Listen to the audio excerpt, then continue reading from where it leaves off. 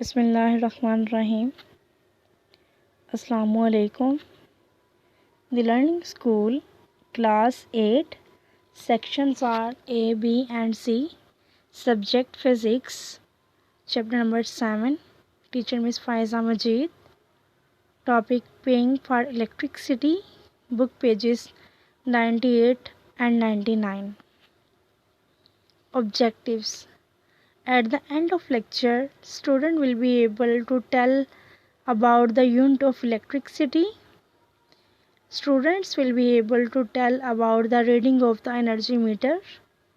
Students will be able to find the charges of the unit of the electricity. Drill words: companies, energy meter, paid, previous, electric oven. Paying for electricity. In our houses, appliances get their energy from mains. When appliances is plugged into the socket, a current flow.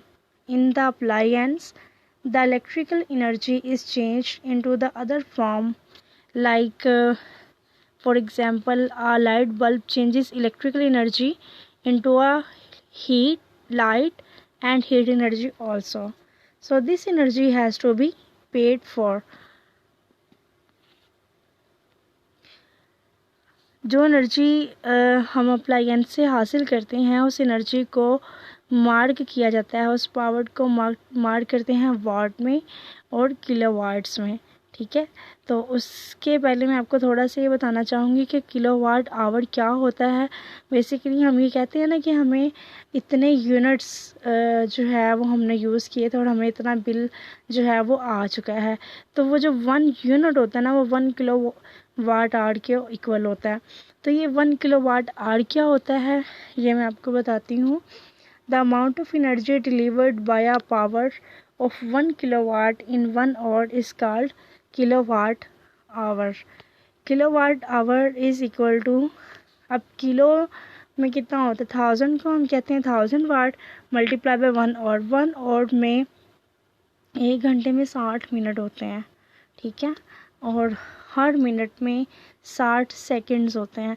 तो total अगर हम seconds मालूम करना चाहते हैं तो हम 60 को 60 के साथ जब मल्टीप्लाई करते हैं तो 3600 सेकंड्स हमें रिक्वायर्ड होते हैं, वो 1 आवर में इक्वल होते हैं. ठीक है, अगर आप 1 किलोवाट आवर को फाइंड आउट करना चाहते हो तो आप 1000 को मल्टीप्लाई कर दो 3600 के साथ, तो आपके पास 1 किलोवाट आवर आ जाएगा जो कि आपके 1 यूनिट के इक्वल होगा.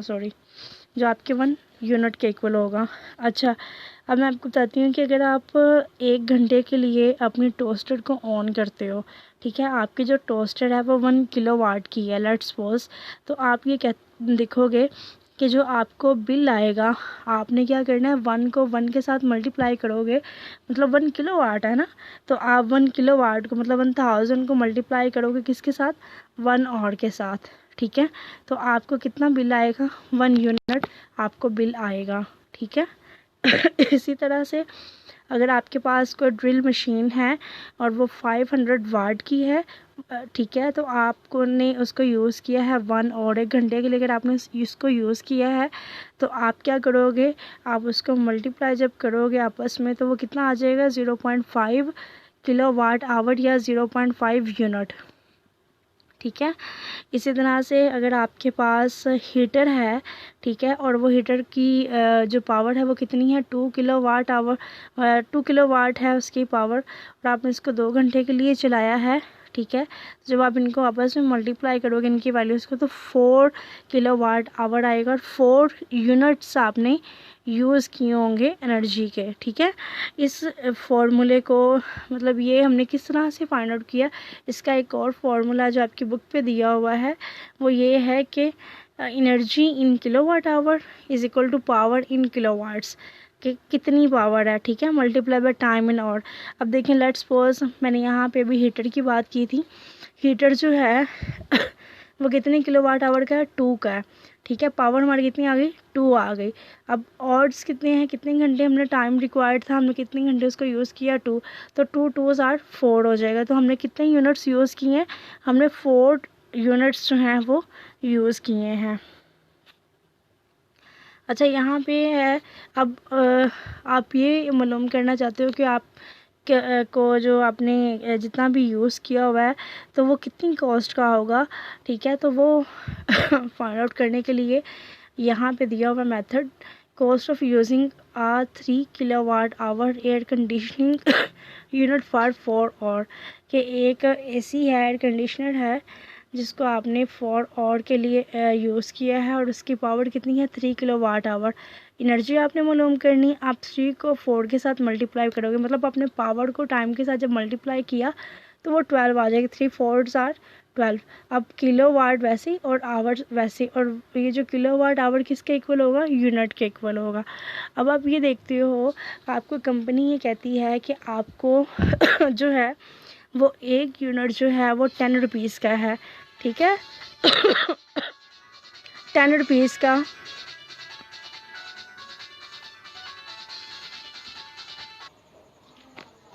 अच्छा जी, तो अब हम ये देखते हैं कि कंपनी ने हमें चार्ज किया है 10 रुपीज़, मतलब एक जो यूनिट है वो 10 रुपीज़ का, लेट्स सपोज। तो आप ये देखना चाहते हो कि आपकी कॉस्ट कितनी आई है। तो कॉस्ट के लिए आप क्या करोगे, जो आपके पास एनर्जी यूनिट्स हैं कितने थे, वो 12 थे। आपने इसको क्या करना है, 10 के साथ मल्टीप्लाई करना है। तो मल्टीप्लाई करने के बाद जो आपके रुपीज़, मतलब जो आपको बिल आएगा वो कितना आएगा, 120 का आएगा। ठीक है, इसी तरह से मीटर की रीडिंग मालूम करने के लिए यहाँ पे 2 मीटर्स आपको दिखाए हुए हैं, उनके ऊपर रीडिंग है। एक के ऊपर करंट रीडिंग है, ठीक है, मौजूदा रीडिंग, और एक के ऊपर जो है वो क्या है, पिछली प्रीवियस है, मीटर रीडिंग 3 मंथ लेटर। ठीक है, तो अब आप देख सकते हैं the most houses have an electricity metre, it should be called an energy meter. हम जो हमारे घर में जो इलेक्ट्रिसिटी मीटर होता है ना, इसको हम एनर्जी मीटर्स भी कहते हैं। ठीक है, जो कि यहाँ पे शो हुए हैं। अगर हम ये देखना चाहते हैं कि हमने कितनी, मतलब हमारी अब कितना बिल आएगा, तो हम क्या कर सकते हैं, हम ये देखेंगे कि करंट जो है, इधर देखें आप, यहाँ पे शो करवाया हुआ है। आपने मीटर रीडिंग मालूम करनी है, करंट में से माइनस कर दें प्रीवियस को। तो जब आप करंट में से माइनस करेंगे प्रीवियस को तो आपके पास यूनिट्स आ जाएंगे, और वो कितने होंगे, 90 यूनिट्स होंगे। ठीक है, अब आपने क्या करना है, लेट्स सपोज अगर आपका यूनिट 10 का है या 9 का है या 13 का है, तो आपने उस हिसाब से जो है 90 को उसके साथ मल्टीप्लाई करेंगे तो आपके पास जो रुपीज़ है वो आ जाएगा कि आपने कितना बिल आपको पे करना पड़ेगा। ठीक है, ओके जी, थैंक यू, अल्लाह हाफिज़।